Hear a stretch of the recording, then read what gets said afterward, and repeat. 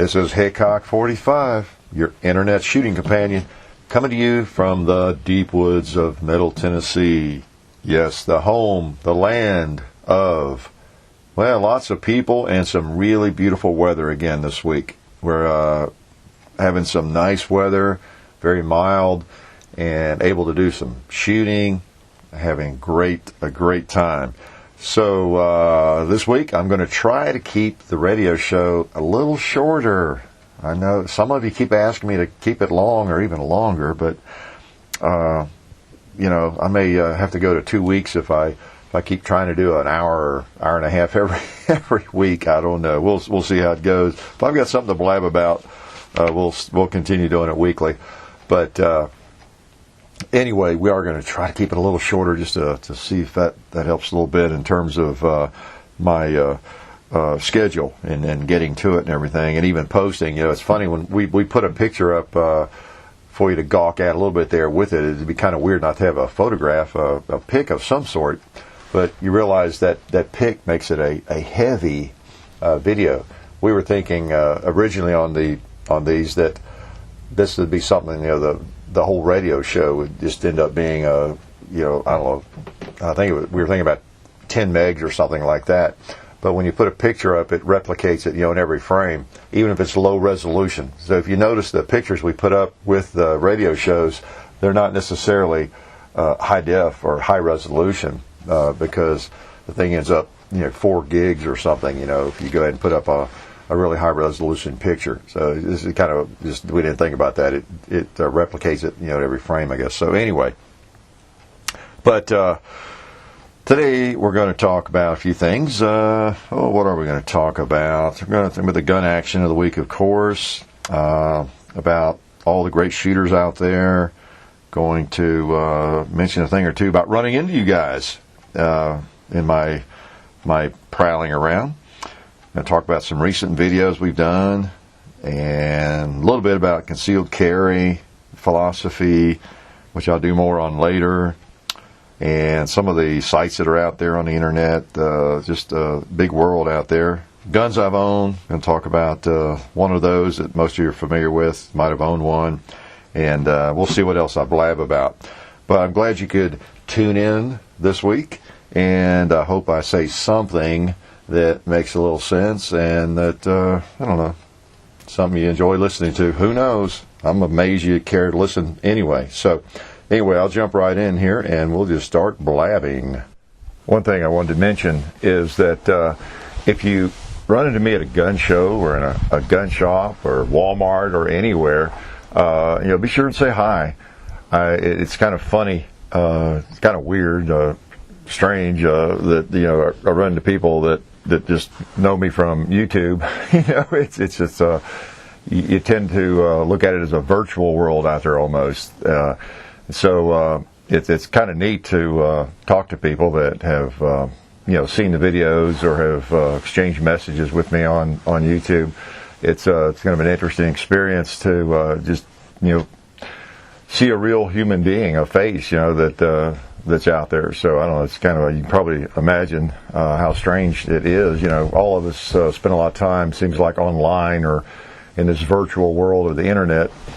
So bottom line is, I don't really mind at all people coming up and saying hi to me at all. And I've had some good chats with some of you all at gun shows, gun shops, and other places. Mostly, of course, as you can imagine, at gun shows or gun shops.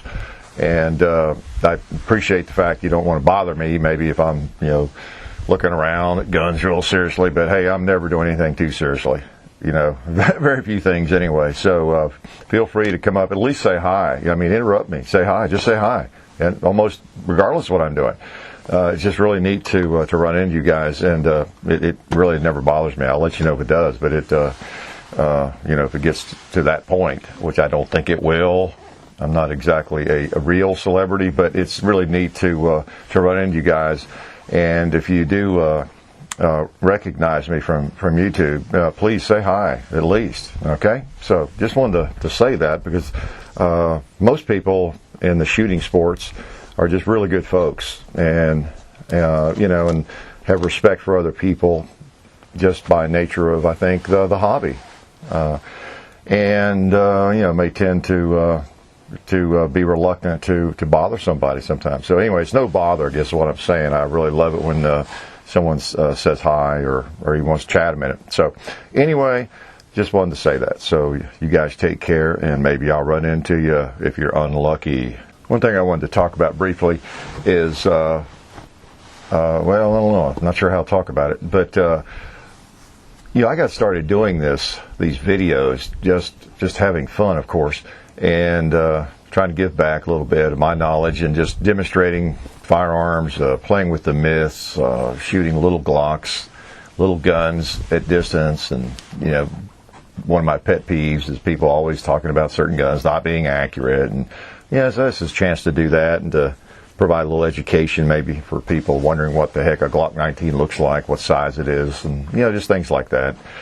And in demonstrating how well they can shoot, a Glock. Again, another gun that has, generally been considered an inaccurate gun as compared with some others, And so I guess I had a lot of fun early on showing how the little Glocks shoot, and even the mid-sized Glocks, and just playing and trying to shoot them well enough to demonstrate that, and then give people information about them.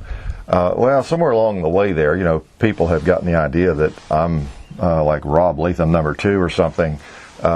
Some people, I say. Now, people who have shot a great deal and have shot in competition and have been around and know a little bit more about shooting and shooters, don't necessarily think that. But just wanted to remind everybody that, I can shoot a little bit. I've been doing it for 40 years. So, you eventually learn to do something at least reasonably well if you spend 40 years doing it, whether it's ping pong or shooting or swimming, climbing trees, you name it. But there are a lot of people who can shoot well, and I never feel that pressure. That's one reason I go ahead and post videos where maybe I don't shoot as well. I mean, I'm not doing this to be Bob Munden and just demonstrate unbelievable accuracy whenever I step on the range. I like the real aspect of it, and the fact that I can relax. And as you probably noticed in videos, if I slow down and really take a fine sight picture and take my time, I do shoot a lot better, don't I? But I get to shooting a little too fast sometimes and playing. I just have fun. So, I'm not trying to demonstrate how great I am a shot. I can hit targets pretty often, but I'm just really demonstrating what the guns will do, having fun doing it, and it helps that I've had a lot of experience shooting. But man, I could get in my car and just drive 15 minutes and pick up a guy or two who could do the same thing probably, and I definitely know a couple that at least one in the neighborhood who happens to be a noted gunsmith around this area that I probably could not beat. Still, we used to have some good shootouts, but he's pretty good. State champ several times in IPSC and all this kind of stuff, and there's just better people out there. So I just don't want you to get the idea that I think I'm the best shot in the West. I can hold my own with just about anybody, particularly with a stock gun, out of the box gun, basic guns. But there are a lot of good people, or a lot of people who can shoot well. And you all know that. I just want to remind some of these new folks that come on and think, oh my gosh, there's God, on the screen. If you haven't shot much and you've picked up a hard-kicking Colt, whatever it is, 1911 or a Glock or something, and your bullets are flying everywhere because you're just not used to it, then it probably looks like, I am unbelievable, because I can hit the target most of the time. But it took a long time to get to that point, and there are a lot of people who have shot a great deal and can do that too. Just wanted to make you aware of that. So I'm not just trying to give you great shooting. And in fact, if I wanted to do that, I would need to slow down a little bit and do a better job. And then when I don't shoot well, not post the darn thing, and just redo the video. So just want to make that point. On the gun action of the week, I had several people guess it. Kind of a distinct more distinct action than we've had on some of the other firearms. It is really quite remarkable, I guess. We've all discovered together maybe that actions tend to sound similar in a lot of ways. Even firearms you wouldn't dream would. You know, this is metal rolling against metal or polymer. So a lot of similarities there. But last week's firearm was a little different. And most of you, well, I don't know about most. I don't really tally them up. I just noticed the comments. Quite a few of you did guess it, got it right on the money, and I maybe gave you a couple of hints there that helped. But it was the, drum roll, 1886 Browning, right, 45-70 lever action rifle. One of my favorite little babies. It is a sweet one. You've seen it in several videos. If you have not, you need to check it out. It's the 1886. I don't know what I call it in videos, whether Browning or Winchester. I'm never sure what to call it. It's actually a Browning gun made by Browning. 1886 Winchester is what it's, you know, a reproduction of, so to speak. Of course, John Browning's the one who came up with that action and sold it to Winchester. So, you know, it really is a Browning gun when you get right down to it. But it was made and marketed by Winchester. Big, beefy lever gun. Considered by many to be the premier lever gun of all time. And it really feels good and looks good and shoots well. But that's what that was. So congratulations to the folks that got that one right. This week is going to be another tough one, I'm sure. For one thing, you have a little bit of a disadvantage. Probably not a video on this gun up yet. Okay? Don't think there will be by the time you are listening to this. So, I may have to give you a hint or two. We'll see. Let me put a mag in it. Let me take it out.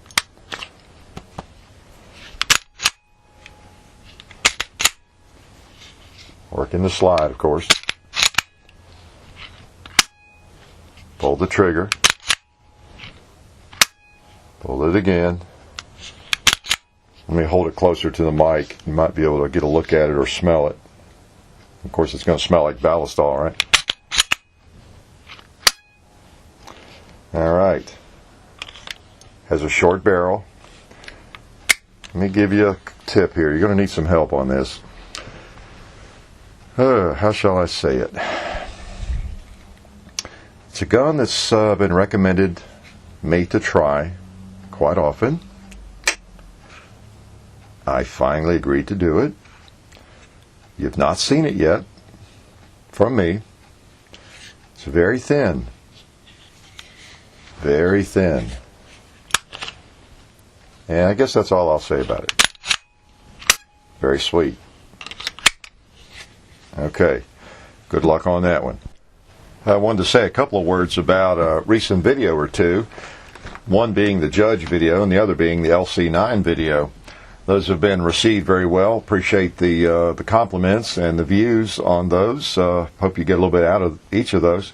On the Judge video, again, as I probably overstate in the video, that I'm not really trying to promote that gun, but it is kind of fun. It's a fun gun, interesting gun to play with, don't you think? And you know, every gun has some purpose. It has a use for somebody. That's the thing we all have to keep in mind. We folks that have been shooting forever, and you know, we get really opinionated. I do too.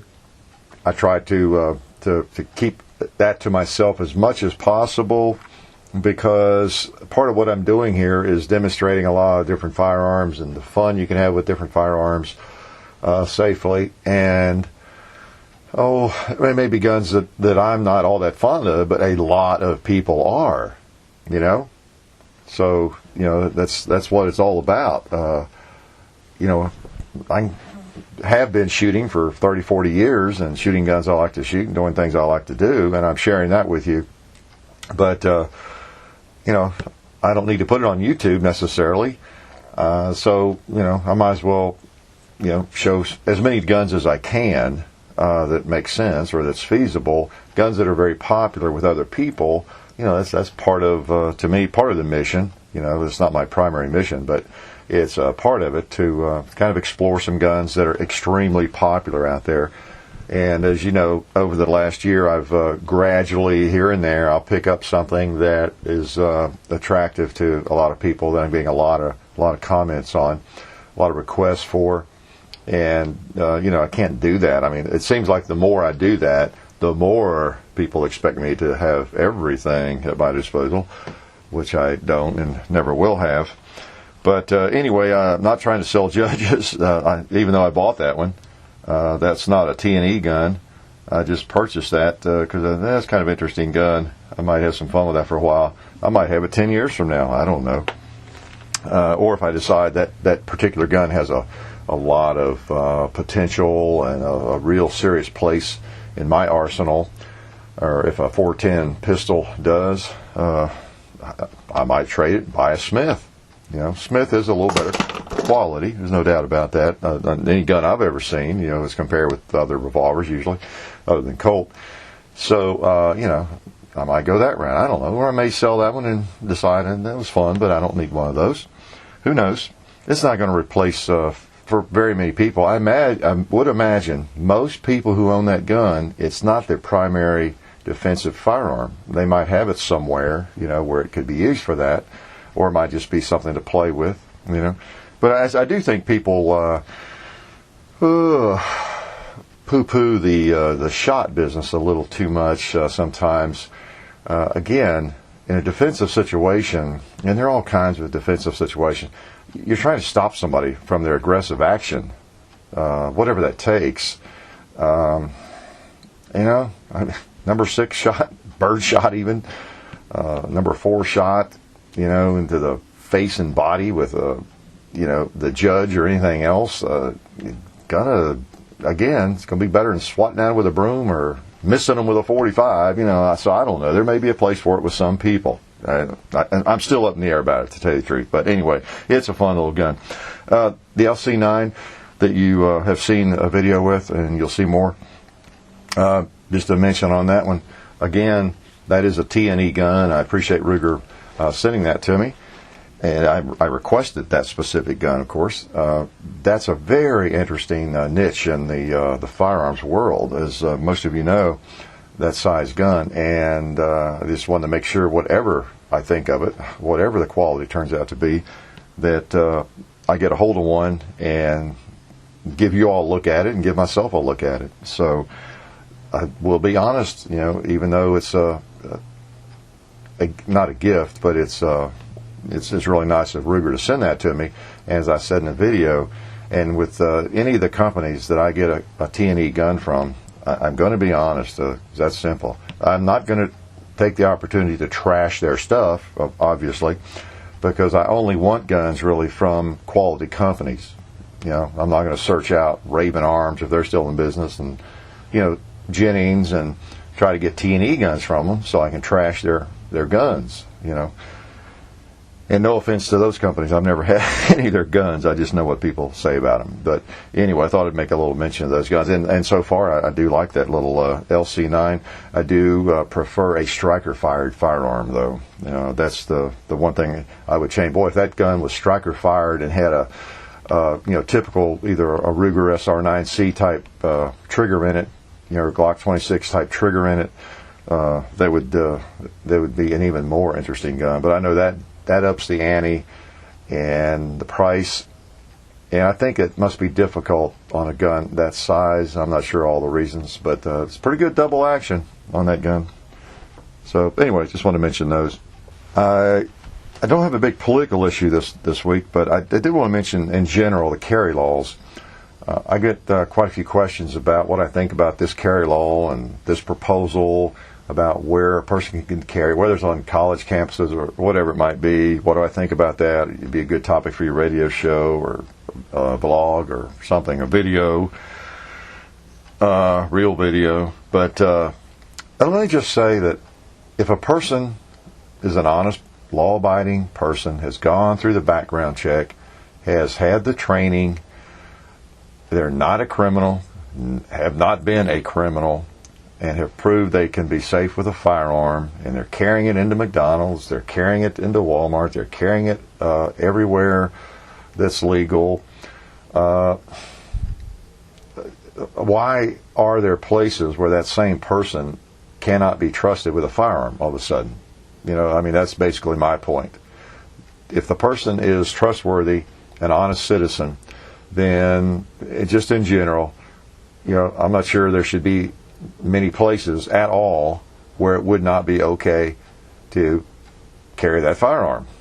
Now I understand there are certain areas where there may be special situations, in a courtroom or and when I worked with the sheriff's department, whenever we took a prisoner into the jail, we locked up our firearms, either in the car, left them in the car, or we had a little locker there in the transom where we pulled in.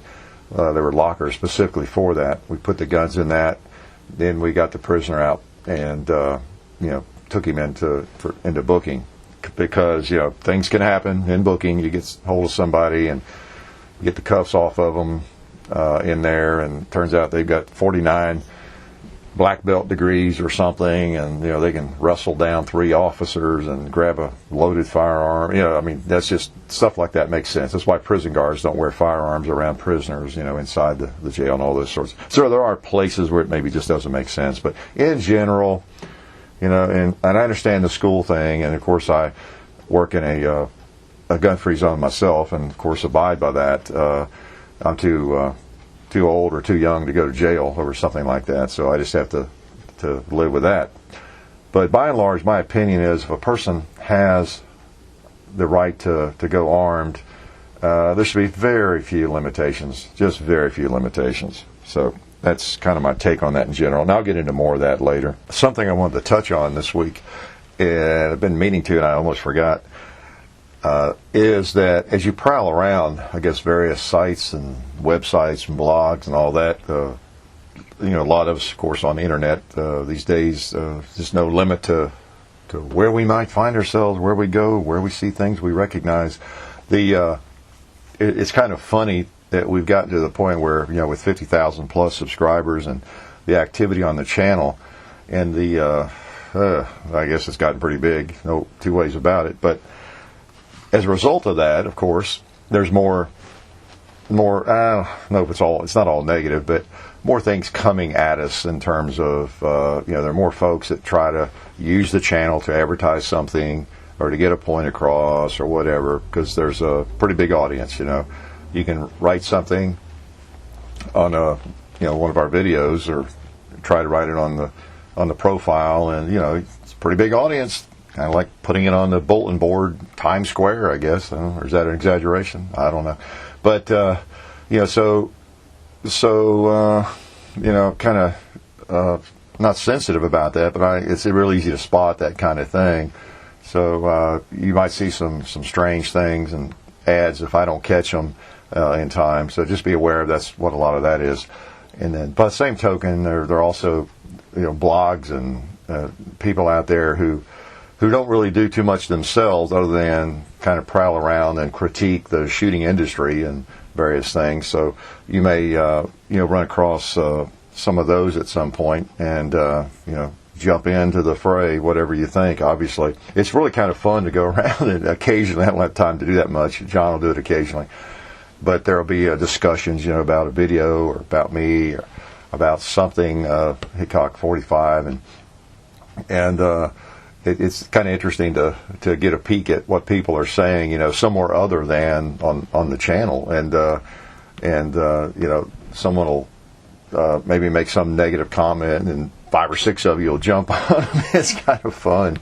I just stay out of it for the most part, but it is interesting that there are some folks out there that maybe they don't do anything themselves. So same concept, I guess you could say. You're like any critic of movies or books or whatever. They don't write themselves. They don't make movies themselves. So whatever they do has to be controversial. And obviously they can't just say, yeah, it was pretty good. They've got to either praise it to the sky, or they've got to find something wrong.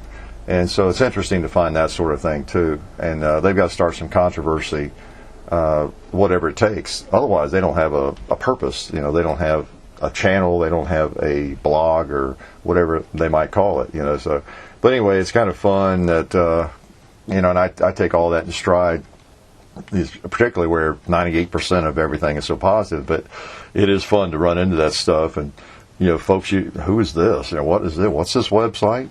Where'd this come from? Who's that? You know, they got anybody that goes to that website? What, you know, what are they saying? You know, it's just an interesting place where we find ourselves.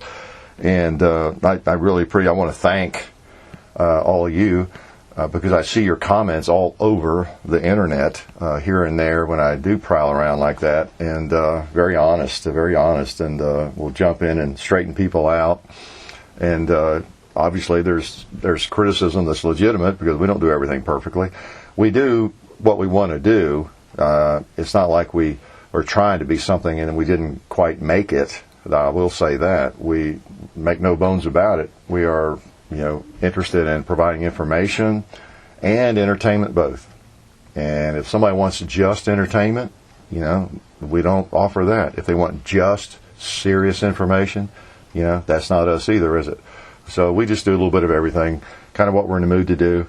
And sometimes we even start out to just provide entertainment maybe on something, and maybe it does provide more information than we expected and even you expected. And other times just the opposite. We set out to be more serious with something, and it ended up being just a little bit more entertainment oriented. I don't know. We just kind of do what makes sense at the time. So it keeps it fun, you know, so I'm not burned out at all. I spend a lot of hours every day on this project, on communication, and then also the videos. Doing the videos is really the smaller percentage of it. But I'm not burned out at all. Been facing that computer for 2 years and doing videos and shooting and all this stuff in addition to my other jobs and various responsibilities, but I'm not burned out. So part of that is I think because I do what I'm in the mood to do, just like this. This is kind of fun to do, but I have to wait until I'm in the mood. It might be Friday night, it might be Saturday morning, it might be Sunday afternoon, it might be any time. Sunday morning early could be, well, I don't know, just could be any time I'm in the mood to do it. So anyway, I appreciate your all support around the internet, and again, please alert me if you run into anything on the channel. I don't really care what's out there in other forums, what people are saying. I participate in a lot of forums, so I say that. I belong to several, and I have a list that's probably 20 long at least that I'm members of. And, you know, I get to them occasionally. I don't find myself getting there as often as I used to. So anyway, just thought I'd make a mention of that. Under Guns I've Owned, I thought I'd do a quick one this week on that. I just wanted to mention the fact that one of the most beautiful handguns, revolvers, in existence was or is a gun that I used to be thoroughly enamored with, and that is the Colt Python. Yes, you've seen them. Got some pretty hefty price tags on them these days, don't they? Well, over the years, you know, back in the 70s, the first one I picked up was a 6-inch blue, beautiful gun. It was used, but in great, like new condition, basically. I remember paying $250 for it, and bought it in Nashville. Had that for a good while, and boy, I wish I had not traded that. Then over the years, I had 3 or 4 others. Picked up a stainless 4-inch one time at a steel, I remember. What else did I have? I had another 8-inch stainless one, and just had several of those things. That rib barrel on those pythons is just exquisite, and of course they're they're known for being extremely accurate and everything. Of course, I never could even tell any difference between them and a Smith. You know, my stand on accuracy when you're standing and shooting, and for most people, even bench resting. I mean, heck, how do you know it's not the person? Even bench resting. But the reason I got away from them, again, that was maybe partly competition. I don't know if I was competing much at that point, but the grips on a Python do not fit my hand as well. The stock grips and anything else I could stick on them, and I didn't really like sticking rubber grips on them. They're just gorgeous guns. Never did feel that great to me. I love the looks of it. To just pick one up, it looks great, the standard Colt Python with stock grips, but it just never did fit me at all like a Smith did, Smith & Wesson. And then the cylinder release. When I did start competing some in a revolver and shooting it more, the cylinder release, was backwards for me. You pull on it to release the cylinder instead of just a natural push, as with a Smith. So the grip didn't feel so great, and then that was kind of weird. That was fine for a range gun, but trying to shoot fast and do some of the stuff we were trying to do, I just really decided I shot a Smith better, and it felt better in my hand. And I drifted away from them to where I found myself without any Colt Pythons. But I know some of you have them. Some of you probably lust for one. But truth be known, from a practical standpoint, I'd much rather have a Smith & Wesson, which is why I have Smith & Wesson revolvers, double-action revolvers, and I don't have a Python. Man, are they beautiful or what? So as we wrap up, maybe we'll keep this one under 45, 50 minutes for a change. Hope you're doing something to further the sport and our gun rights. You're representing shooters in a positive way, very best you can, and you're having fun with your firearms, but you're being safe, and you are, I guess another part of that might be we're all trying to be positive and be good citizens and use firearms in a proper manner. Even though I push the edge a little bit, I realize that. But I'm in the entertainment business. Well, not really. That we're acting right on the internet. When it comes right down to it, we're out there in public, and anybody who comes into any of the shooting channels sees not only what the video makers are doing, many of you being video makers yourselves, but they're also seeing what comments are posted and how people discuss firearms, whether they're rude idiots or they're sensible people. So, every time we write something in public or say something in public, we are, representing ourselves and the sport, when you get right down to it. So, anyway, have a great week, great weekend, and I hope you get a chance to shoot. I know I will. You might even see me doing it. So, you guys take care. It's been fun, and I'll chat again with you next week. Life is good. You've been listening to the Hickok45 radio show. See you on the range.